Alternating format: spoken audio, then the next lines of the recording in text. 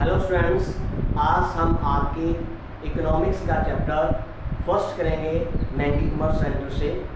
तो ये जो आज आपको वीडियो मिलेगी ये आपकी +1 के लिए भी है और +2 के लिए भी है, क्योंकि बहुत क्लासेस में ये फर्स्ट चैप्टर जो है काफ़ी मिलता जुलता है, जिसमें हम पढ़ेंगे सबसे पहले इकोनॉमिक्स क्या चीज़ है, इकोनॉमिक्स कहाँ से शुरू हुई और क्या इसकी हिस्ट्री है, इसका मीनिंग क्या है और इसको कैसे आगे अब हम स्टडी कर रहे हैं। तो पहले हम इकोनॉमिक्स की इंट्रोडक्शन एंड हिस्ट्री के बारे में पढ़ेंगे। इकोनॉमिक्स जो है ये 2 वर्ड्स को मिलाकर बना है, ओइकोस प्लस नीमेन। ओइकोस का मीनिंग है हाउस होल्ड एंड नीमेन का मीनिंग है टू मैनेज। तो दोनों का मतलब हाउस होल्ड मैनेजमेंट, घरेलू प्रबंध। तो ये हम कैसे करते हैं, या हम इसको इकोनॉमिक्स को 2 पार्ट्स में डिवाइड कर लें, eco plus nomics. Eco means wealth, wealth means material goods के साथ होता है। तो जो एक्टिविटीज़ धन के साथ रिलेटेड होती है उन एक्टिविटीज़ का जब हम स्टडी करते हैं तो उसको हम इकोनॉमिक्स कहते हैं। तो इकोनॉमिक्स को एंशिएंट टाइम में पॉलिटिकल इकोनॉमी भी कहा जाता था, क्योंकि इसको राजनीति के कामों में ही ज़्यादातर यूज़ किया जाता था।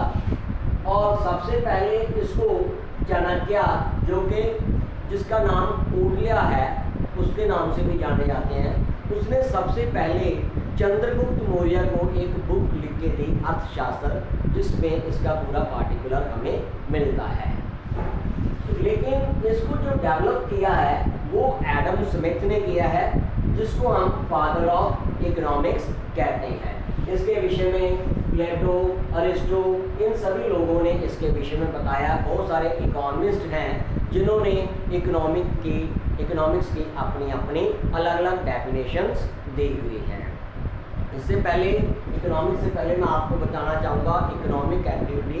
हमारी इकोनॉमिक एक्टिविटीज़ वो एक्टिविटीज़ होती है जिनका कंसर्न जो है धन के साथ होता है, मनी के साथ, वेल्थ के साथ होता है।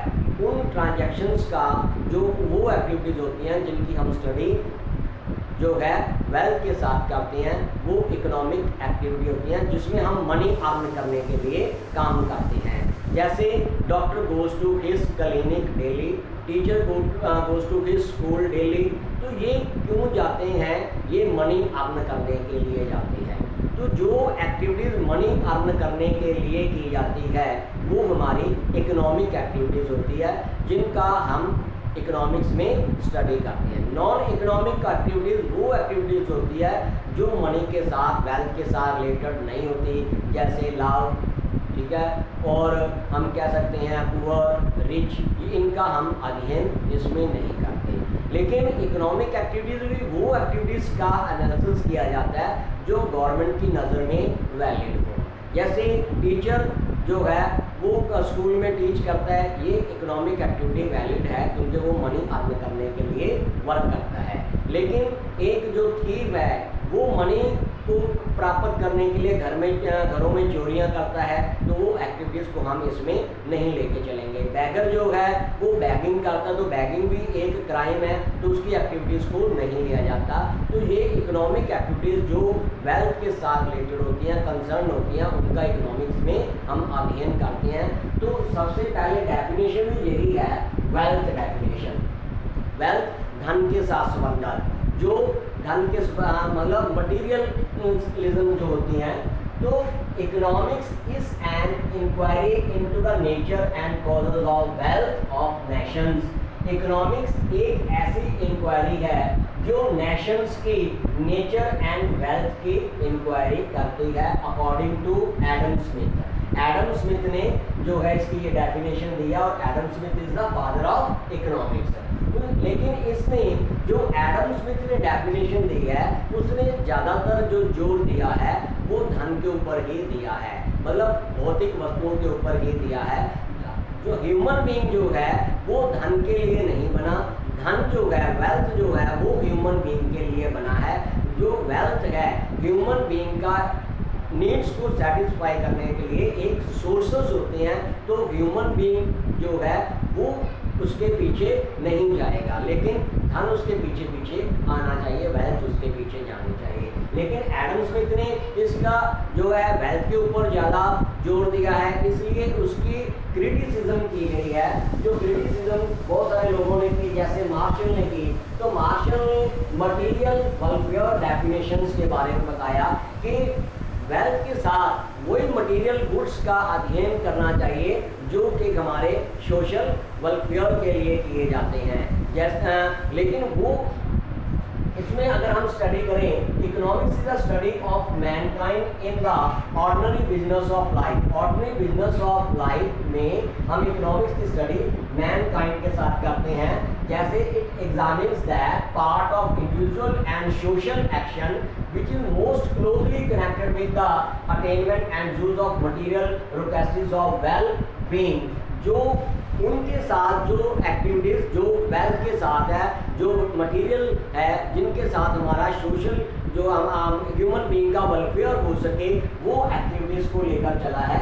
लेकिन बहुत सारी एक्टिविटीज़ होती हैं, क्योंकि इसकी एक्टिविटी जो डेफिनेशन है इसका भी क्रिटिसिज्म किया गया। मार्शल ने जो डेफिनेशन दी है, मार्शल ने क्रिटिसिज्म किसका किया, एडम स्मिथ का। लेकिन मार्शल की डेफिनेशन को भी क्रिटिसाइज कर दिया गया, क्योंकि मार्शल ने कहा कि जो हमने लेने हैं मटेरियल, लेकिन जो मटेरियल गुड्स होती हैं वो सभी हमारा ह्यूमन बीइंग को जो है वेलफेयर नहीं करते। लाइक दैट सिगरेट है, लिक्वर शराब है, तो ये चीज़ें जो बनती हैं, जब बारूद है, ये जो बारूद बनाया जाता है, ये डिफेंस फॉर द कंट्री बनाया जाता है। लेकिन जो लिक्वर है, सिगरेट है, ये हेल्थ के लिए अच्छी नहीं होती, लेकिन ये मटेरियल में तो आती है, लेकिन इसके साथ ह्यूमन बीइंग वेलफेयर नहीं होता, इसलिए इसको क्रिटिसाइज किया गया।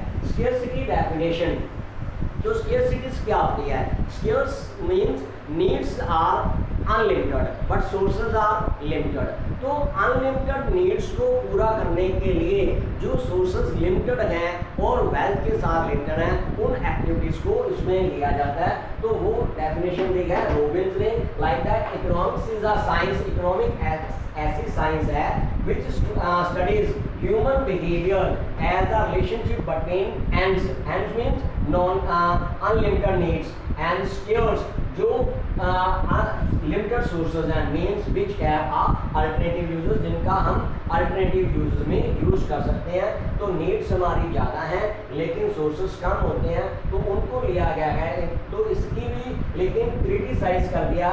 तो उसकी ये अलग अलग जो है इकोनॉमिस्ट है, इन्होंने अलग अलग डेफिनेशन दी है। इसके बाद पॉल सैमुएल्सन ने डेफिनेशन दी है।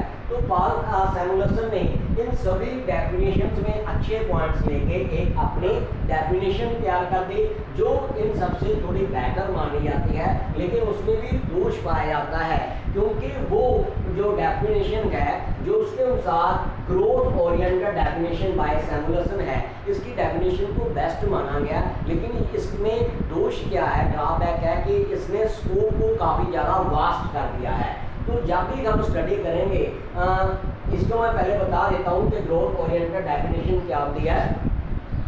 तो इसमें economics is the study of how man and society choose. Economic एक ऐसी स्टडी करती है जिसमें मैन एंड सोसाइटी चूज करती है कि हमने विद और without the use of money, money के साथ जब मनी के बिना, no employ skills production resources, हमने प्रोडक्शन सोर्सेज में कैसे उसको यूज करना है, which could have alternative users to produce various commodities over time and distribute them for consumption now or in future among various people and groups in the society। कि हम money के साथ production में कैसे उसको use करना है, या उसके बिना कैसे हम एक्सचेंज करेंगे, कैसे डिस्ट्रीब्यूशन करेंगे। तो ये डेफिनेशन दी है ग्रोथ ओरिएंटेड डेफिनेशन सैमुएल्सन ने। तो ये बेस्ट डेफिनेशन है, लेकिन जब भी आपको पेपर में कहा जाए तो आप एडम स्मिथ की डेफिनेशन लिखना, क्योंकि एडम स्मिथ जो है उसको हमने इकोनॉमिक्स का फादर माना है, तो स्टूडेंट्स को उसकी डेफिनेशन लिखनी चाहिए। तो ये भी आपकी इकोनॉमिक्स क्या है और इसकी क्या डेफिनेशंस है। इसके बाद अभी और थोड़ा सा बताऊंगा आपको, जैसे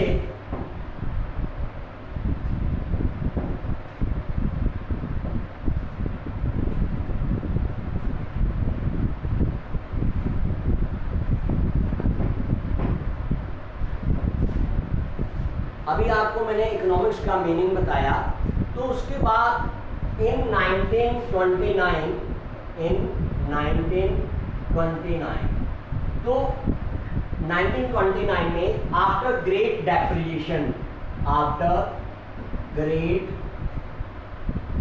डेप्रिसिएशन नॉर्वे में ओस्लो यूनिवर्सिटी के प्रोफेसर रगनार ब्रेस ने इकोनॉमिक्स को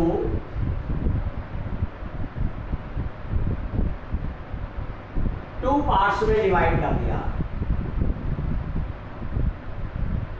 economics divided into two parts. तो इकोनॉमिक्स के जो टू पार्ट्स किए गए हैं उसका फर्स्ट पार्ट है माइक्रो इकोनॉमिक्स,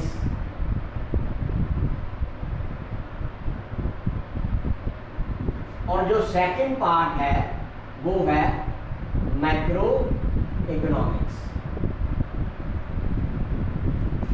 तो 1929 के ग्रेट डिप्रेशन के बाद ओस्लो यूनिवर्सिटी के प्रोफेसर रगनार ब्रिश ने इकोनॉमिक्स को टू पार्ट्स में डिवाइड कर दिया, जिसमें फर्स्ट पार्ट है micro economics and second part है मैक्रो इकोनॉमिक्स।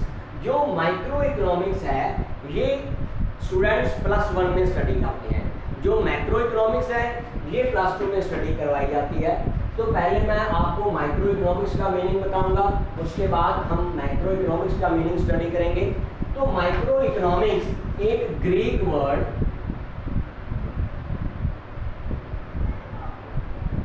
मिक्रोस से लिया गया है, एक ग्रीक वर्ड मिक्रोस से लिया गया है, विच मीन्स स्मॉल। और जो मैक्रो इकोनॉमिक्स है ये ग्रीक वर्ड मैक्रोस से लिया गया है, जिसका मीनिंग है large as a whole group.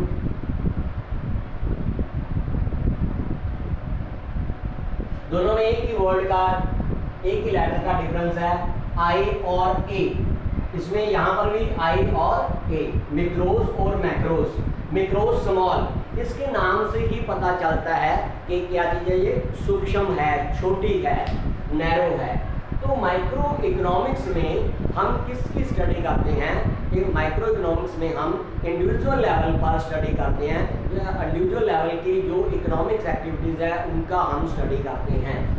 तो ये ग्रीक वर्ड मिक्रोस से लिया गया है। इसमें आ प्रोड्यूसर, आ कंज्यूमर एंड एजेंट, ठीक है, आ फर्म, आ कंपनी, जो इसकी इकोनॉमिक एक्टिविटीज होंगी इंडिविजुअल बेस पर उनका एनालिसिस किया जाता है। और मैक्रो इकोनॉमिक्स जो है इसमें हम इंडिविजुअल बेस पर नहीं, लार्ज बेस पर एज अ होल ग्रुप के रूप में इकोनॉमिक्स एक्टिविटीज का जो है हम स्टडी करते हैं। तो ये जो है मैक्रोस, ये यहाँ से पता चलता है कि ये बड़ी है और ये छोटी है, नैरो है और ये वाइड है।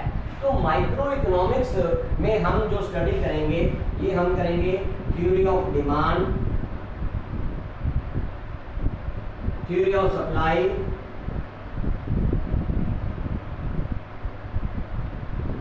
प्राइस थ्योरी एक्स्ट्रा, इसकी स्टडी की जाती है। लेकिन मैक्रो इकोनॉमिक्स में हम aggregate demand, aggregate supply, theory of unemployment,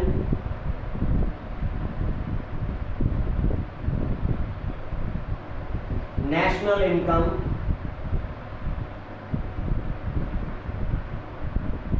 इनकी स्टडी की जाती है, क्योंकि नेशनल इनकम पूरे देश की राष्ट्रीय आमदन होती है, प्रति व्यक्ति आमदन यहाँ आ जाएगी। तो यहाँ से पता चलता है कि माइक्रो इकोनॉमिक्स एक स्मॉल वर्ड है, मिक्रो से लिया गया जिसका मीनिंग स्मॉल होता है। इसमें हम इंडिविजुअल बेस पर स्टडी करते हैं। एक बार फिर मैं बता देता हूँ, जिसकी यहाँ theory of demand, theory of supply, price theory का एनालिसिस किया जाएगा। लेकिन मैक्रो इकोनॉमिक्स मैक्रोज वर्ड से लिया गया जिसका मीनिंग है large as a whole group, जिसमें हम एग्रीगेट डिमांड, यहाँ पर एक आदमी की डिमांड है, यहाँ पर सभी व्यक्तियों की डिमांड है। यहाँ पर एक व्यक्ति या माइक्रो में यहाँ पर सभी लोगों द्वारा जो मार्केट में सप्लाई की जाती है, aggregate supply, theory of unemployment, national income, इसका अध्ययन किया जाता है। तो आज की वीडियो में हमने सिर्फ पढ़ा इकोनॉमिक्स क्या है और इकोनॉमिक्स को कैसे आगे जाके डिवाइड किया गया 2 पार्ट्स में, माइक्रो इकोनॉमिक्स क्या है और मैक्रो इकोनॉमिक्स क्या है। तो आज की वीडियो में इतना ही। तो जिस आप आई होप आप सबको समझ आ गई होगी। आप ज़्यादा से ज़्यादा बच्चों को ये शेयर कीजिए और इसको प्लीज़ सब्सक्राइब करें। थैंक यू बेटे, ओके बाय।